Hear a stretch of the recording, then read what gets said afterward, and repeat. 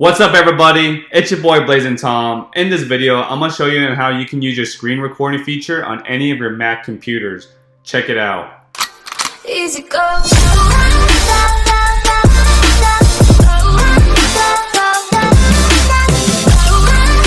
So the first thing you want to do is you want to right select QuickTime Player, select New Movie Recording. When you do, this window here pops up and you can minimize it, maximize it to your likings. So then let's say you want to open up Google Chrome or Safari and you notice how your webcam is not showing it on your internet browser. So to avoid that, I'm going to exit out here. So click QuickTime Player, go all the way to the top, select View, and make sure Float on Top is selected. The reason why is because when you open up Google Chrome, it puts your webcam in front of the browser.